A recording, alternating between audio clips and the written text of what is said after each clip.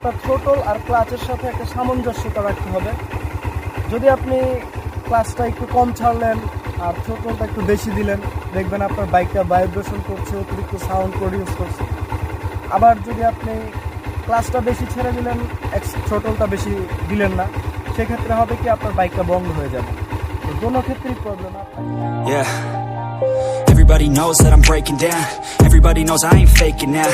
Everybody knows my heart's vacant now. Yeah, she hates me now. I made mistakes, but now I don't ever wanna be alone. Hi friends, আসসালামু আলাইকুম। আমি মোহাম্মদ ওয়াহিদ আর স্বাগতম আমার নতুন ভিডিওতে। আশা করি সবাই ভালো আছেন। আমি আলহামদুলিল্লাহ অনেক ভালো আছি। সবাই মনে করে যে বাইক চালানোটা আসলে অন্যান্য গাড়ির থেকে অনেক কঠিন, আর এটার কারণ হচ্ছে একটা বাইকের নিজস্ব কোনো ব্যালেন্স নেই। এটা হচ্ছে 4 চাকার গাড়ির ক্ষেত্রে বা অন্যান্য 3 চাকার গাড়ির ক্ষেত্রে সেই গাড়িটা নিজে নিজে ব্যালেন্স হতে পারে, কিন্তু বাইকটা নিজে নিজে ব্যালেন্স হতে পারে না, যার কারণে মানুষ মনে করে যে বাইক চালানোটা অনেক টাফ।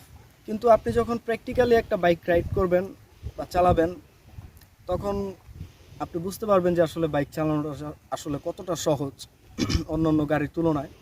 তো যারা ভাবছেন বাইক কিনবেন অথবা যারা বাইক নিয়ে ফেলেছেন অলরেডি বা এখন চালানো শিখতেছেন, আশা করি ভিডিওটা তাদের জন্য অনেক হেল্পফুল হবে। তো না টেনে ভিডিওটা কমপ্লিট দেখার চেষ্টা করুন। তো ভিডিওটা একটু বড় হতে যাচ্ছে, বিকজ একটা বাইক চালানোটা যত সহজ, সেটা শেখানোটা তার থেকে একটু বেশি কঠিন।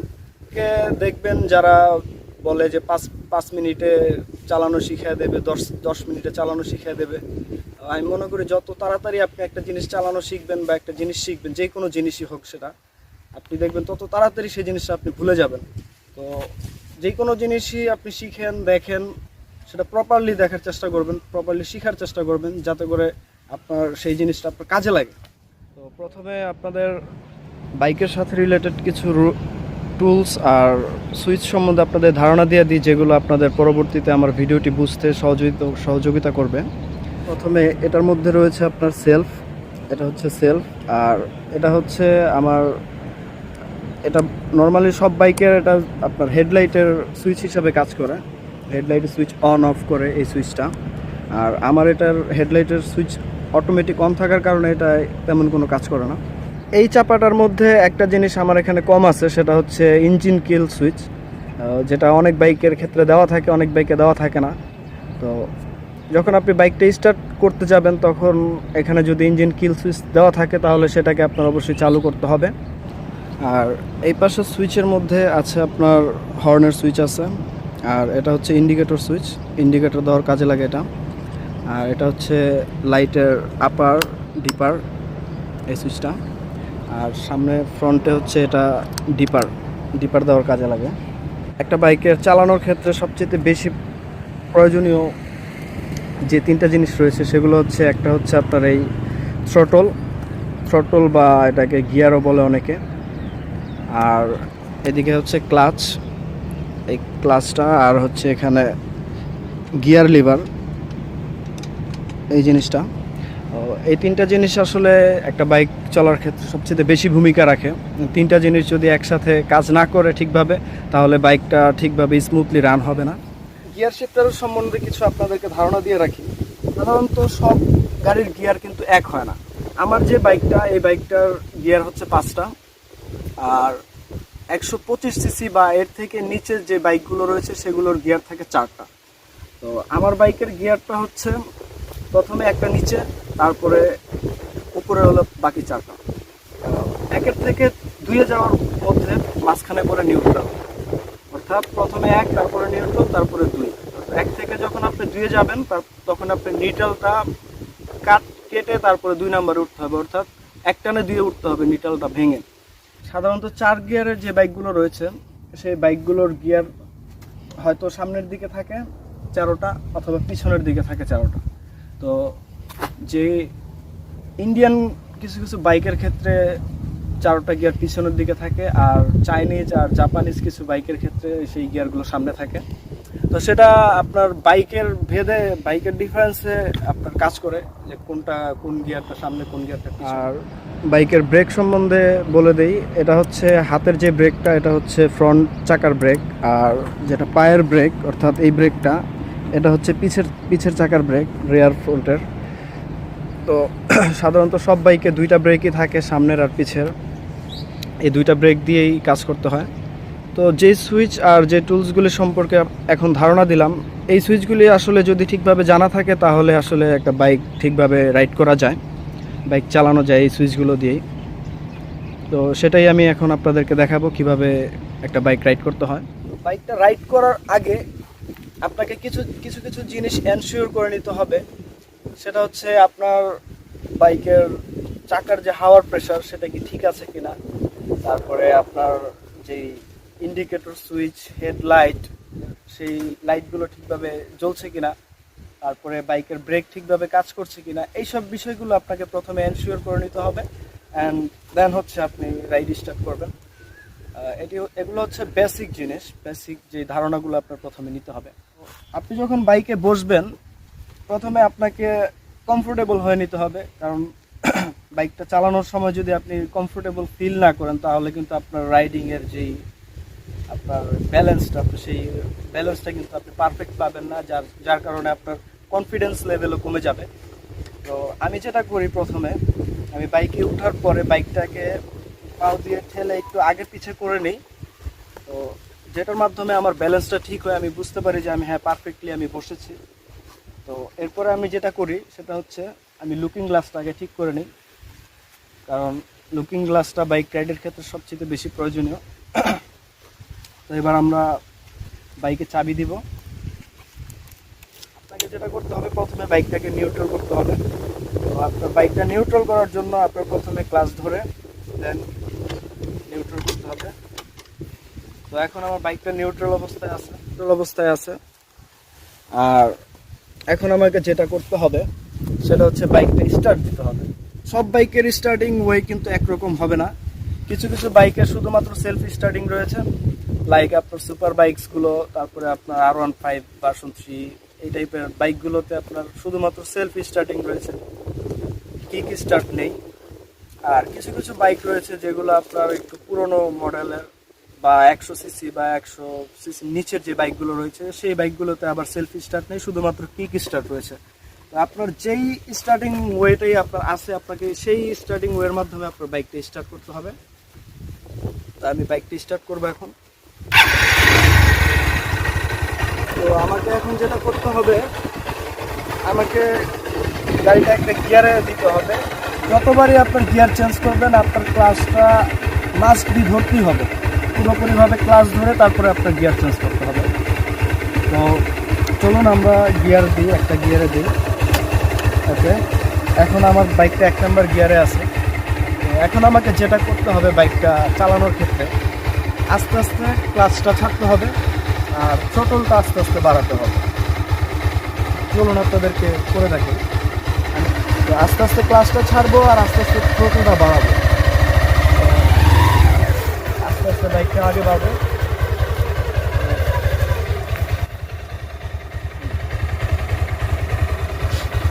তো আপনাকে সবসময় একটা জিনিস খেয়াল রাখতে হবে যে আপনার থ্রটলটা যতটুকু ছাড়বেন আপনার ক্লাচটাও কিন্তু ওই পরিমাণে ছাড়তে হবে। থ্রটল আর ক্লাচের সাথে একটা সামঞ্জস্যতা রাখতে হবে। যদি আপনি ক্লাচটা একটু কম ছাড়লেন আর থ্রটলটা একটু বেশি দিলেন, দেখবেন আপনার বাইকটা ভাইব্রেশন করছে, অতিরিক্ত সাউন্ড প্রডিউস করছে। আবার যদি আপনি ক্লাচটা বেশি ছেড়ে দিলেন, থ্রটলটা বেশি দিলেন না, সেক্ষেত্রে হবে কি আপনার বাইকটা বন্ধ হয়ে যাবে। তো কোনো ক্ষেত্রেই প্রবলেম। আপনাকে যেটা করতে হবে, প্রপারলি আপনার ক্লাচ যতটুকু ছাড়বেন ওই অনুযায়ী, ওই অনুপাতে আপনার থ্রটলটা ছাড়তে হবে একেবারে সামঞ্জস্যভাবে, তাহলে বাইকটা স্মুথলি শুরু হবে, রান হবে। তো চলুন আমরা একটা রাইড দিয়ে আসি। তো প্রথমে আমি 1 নম্বর গিয়ারে দিলাম বাইকটা এবং আস্তে আস্তে বাইকটা চালানো শুরু করলাম। ওকে, বাইকটা আমার চলছে, কোনো সমস্যা নেই। তো এক সময় চলতে চলতে হবে কি আপনার বাইকটা অতিরিক্ত সাউন্ড প্রডিউস করা শুরু করবে। যখন আপনার বাইকটা অতিরিক্ত সাউন্ড করবে, আপনার বাইকটা ভাইব্রেশন বেড়ে যাবে, তখন আপনাকে গিয়ার চেঞ্জ করার প্রয়োজন পড়বে। আর গিয়ার চেঞ্জ করার জন্য আপনাকে যেটা করতে হবে সেই পূর্বের মতোই, প্রথমে আপনার ক্লাচ ধরতে হবে পুরোপুরিভাবে এবং ক্লাচ ধরার পরে গিয়ারটা প্রথমে 1 থেকে 2 নিয়ে আসতে হবে। আর আমি যেটা প্রথমে বলছি যে আমার বাইকের 1 নাম্বার থেকে 2 নাম্বার গিয়ারে উঠতে মাঝখানে নিউট্রাল পড়ে, তো আপনাকে সবসময় এই জিনিসটা মাথায় রাখতে হবে এবং 2 নাম্বার গিয়ারের ক্ষেত্রে গিয়ারটা একটু জোরে প্রেস করতে হবে যাতে সরাসরি 2-এ চলে যায়। ওকে, তো প্রথমে আমার বাইকটা এখন 1-এ আছে, তো আমি যখন 2-এ নিব, 2-এ নেওয়ার সময় ক্লাচ ধরে একটু জোরে প্রেসার দিব, যার কারণে বাইকটা আবার 2 নাম্বার গিয়ারে চলে যাবে। আর 2 নাম্বার গিয়ারে যাওয়ার পরে আপনি দেখতে পাচ্ছেন আমার বাইকের সাউন্ডটা কিন্তু আগের থেকে কমে গেছে। অর্থাৎ প্রতিবার যখন আপনি গিয়ার চেঞ্জ করবেন আপনাকে এনশিওর করে নিতে হবে যে আপনার গিয়ার কি চেঞ্জ করার প্রয়োজন আছে কি না। অর্থাৎ আপনার যখন বাইকের ভাইব্রেশন বেড়ে যাবে, বাইকের সাউন্ড বেড়ে যাবে, তখন আপনি গিয়ারটা চেঞ্জ করবেন, গিয়ারটা শিফট করবেন। আপনি যখন বাইক রাইড করবেন সবসময় আপনার যে লুকিংটা থাকবে সেই লুকটা থাকবে আপনার সামনের দিকে তাকাবেন, আপনি নিচের দিকে তাকাবেন না। নিচের দিকে তাকালে আপনার যে ব্যালেন্সটা, সেই ব্যালেন্সটা আপনার নষ্ট হয়ে যাওয়ার সম্ভাবনা থাকে। আপনি যখন প্রথম আপনি যখন বাইক রাইড করবেন সেক্ষেত্রে আপনার বাইকের গতিটা একটু কম রাখার চেষ্টা করবেন। যদিও অনেক সময় হয় কি আপনার গিয়ারটা অটোমেটিক হঠাৎ বেড়ে যায়, হঠাৎ কমে যায়, যারা নতুন রাইড করেন তাদের ক্ষেত্রে এই প্রবলেমটা হয়। কিন্তু আপনাকে এই জিনিসটা আস্তে আস্তে ঠিক করে নিতে হবে। অর্থাৎ আপনার যে গিয়ার, যে থ্রটলের যে ব্যাপারটা, এই থ্রটলটা আপনার কন্ট্রোলে আনতে হবে। আপনি যত তাড়াতাড়ি আপনার থ্রটলটা আপনার কন্ট্রোলে আনতে পারবেন তত আপনার রাইডিংটা স্মুথ হবে, রাইডিংটা আপনি ভালোভাবে চালাতে পারবেন বাইকটা। তো আপনাকে সবসময় রাইডিংয়ের ক্ষেত্রে 2-3টা জিনিস মাথায় রাখতে হবে। সেটা হচ্ছে আপনার থ্রটলটা যাতে হঠাৎ বেড়ে না যায়, লাইকে যেরকমভাবে হঠাৎ যে বাড়ার যে সমস্যাটা এটা যাতে না হয়। আবার ব্রেক করার ক্ষেত্রে আপনি এরকম সেম যে হঠাৎ করে ব্রেক করা, এই ব্রেকটাকে আপনার বিরত থাকতে হবে। অর্থাৎ আপনি যখন চালাবেন তখনও আপনার বাইকটা স্লোলি বাড়াতে হবে, অ্যান্ড যখন ব্রেক করবেন তখনও আপনার বাইকটাকে স্লোলি ব্রেক করতে হবে। কিছু পজিশন থাকে যে পজিশনগুলোতে আপনি এক গতিতে আপনি আপনার গাড়িটা রাইড করতে পারবেন না। আর সেই পজিশনগুলো হচ্ছে যখন একটু আপনি উঁচু কোনো স্থানে যাবেন, অর্থাৎ কোনো হিল টাইপের কোনো এরিয়ায়, সেই ক্ষেত্রে আপনার কিন্তু বাইকটা নর্মালি এক গতিতে আপনি রাইড করতে পারবেন না, আপনার গতিটা একটু বাড়াতে হবে। তো সেটা আপনার প্রয়োজন অনুযায়ী, আপনার কতটুকু দরকার সেই প্রয়োজন অনুযায়ী আপনি আপনার স্পিডটা বাড়াবেন। লাইক এখানে যে উঁচুটা রয়েছে, এই উঁচুটাতে উঠতে আমি কিন্তু সেম স্পিডে উঠতে গেলে আমার বাইকটা বন্ধ হয়ে যাওয়ার সম্ভাবনা থাকবে। তো আমাকে এইখানটা একটু গতিটা একটু বাড়ানো উচিত ছিল। তো এই জিনিসগুলো আপনি যখন বাইক আস্তে আস্তে রাইড করবেন 1 দিন 2 দিন 3 দিন, তখন আপনার ওই আইডিয়াটা হয়ে যাবে আসলে কোথায় আপনার কতটুকু গতির প্রয়োজন হবে। তো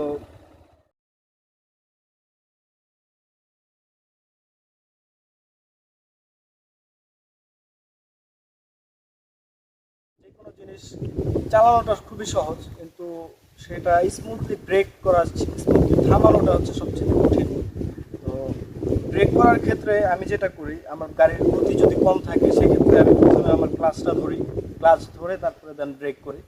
আর যদি গতি বেশি থাকে অর্থাৎ 50-60-এর উপরে থাকে সেক্ষেত্রে আমি আগে গাড়িটা একটু থামিয়ে নেই, হালকা একটু গতি কমিয়ে তারপরে আসলে ক্লাচ ধরি, দেন হচ্ছে ব্রেক করি। আপনাকে যখন আপনি একটা বাইক রাইড করবেন তখন আপনাকে বুঝতে হবে যে আপনার কোন ব্রেকটা এখন ধরতে হবে বা কোন ব্রেকটা ধরার প্রয়োজনীয়তা কখন। এই জিনিসটা বোঝার জন্য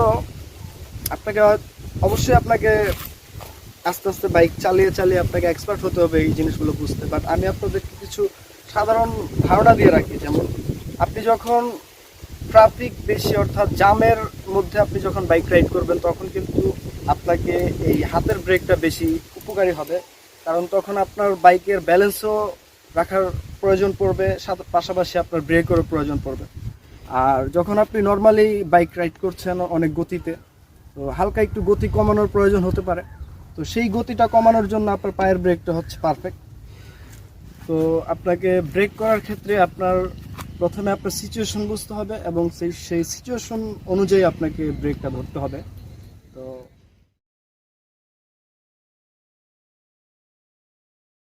আপনাকে সবসময় যেটা করতে হবে, আপনার একটা ধারা রাখতে হবে। ধরুন আপনার একটা স্পিড অনুযায়ী আপনি গিয়ারটা চেঞ্জ করলেন, অথবা আপনার যে আরপিএমটা দেখা যাচ্ছে, তো যারা এক্সপার্ট তাদের অনুযায়ী একটা বাইকের গিয়ার চেঞ্জ করার জন্য পারফেক্ট যে আরপিএম সেটা হচ্ছে 6000 আরপিএম। এই 6000 আরপিএমের গেলেই আপনি আপনার বাইকের গিয়ারটা চেঞ্জ করাটা হচ্ছে আইডল। তো আপনি চাইলে 6-এর উপরেও গিয়েও চেঞ্জ করতে পারবেন, অথবা 6-এর থেকে নিচেও চেঞ্জ করতে পারবেন, সেটা সম্পূর্ণ আপনার উপরে ডিপেন্ড করবে। আপনি যেখানে কমফোর্টেবল ফিল করবেন সেখানে আপনি আপনার গিয়ার চেঞ্জ করবেন। একবারে কম আরপিএমে রেখেও আপনি একবারে গিয়ারটা চেঞ্জ করলে একটু ঝামেলা হবে আপনার, সেক্ষেত্রে আপনার বাইকটা বন্ধ হয়ে যাওয়ার একটু ঝুঁকি থাকে। আবার একবারে বেশি আরপিএমে নিয়ে গেলে আপনার বাইকের ইঞ্জিনেরও ক্ষতি হয়। তো সেক্ষেত্রে আপনাকে দুইটা জিনিসই আপনাকে মেনটেন করে তারপরে আপনার গিয়ারটা চেঞ্জ করতে হবে।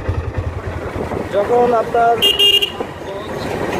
বাইকের গতি আস্তে আস্তে বাড়ে তখন আপনি আস্তে আস্তে গাড়ির গিয়ার চেঞ্জ করেন, গিয়ার উপরের দিকে নেন। তো ঠিক সেইভাবেই যখন আপনার গাড়ির গতি আস্তে আস্তে কমবে তখন কিন্তু আবার আপনাকে সেই গিয়ারটা আবার কমাতে হবে। এই জিনিসটা আপনাদের মাথায় রাখতে হবে। আর প্রতিবার গিয়ার চেঞ্জ করার সময় অবশ্যই ক্লাচটা পুরোপুরিভাবে ধরতে হবে।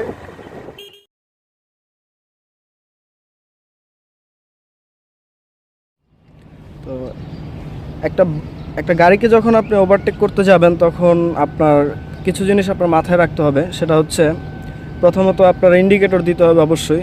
আপনি যে গাড়িটাকে ওভারটেক করবেন, ওভারটেক করার আগে প্রথমে ইন্ডিকেটর দিয়ে নেবেন, অ্যান্ড দেন হচ্ছে আপনার লুকিং গ্লাসটার দিকে ফলো করবেন যে গাড়িটা কতটুকু দূরত্বে আছে এবং আপনি কি আসলে এই দূরত্বে আপনার গাড়িটাকে ওভারটেক করতে পারবেন কি না, এবং সেটা দেখার পরে আপনি গাড়িটাকে ওভারটেক করবেন।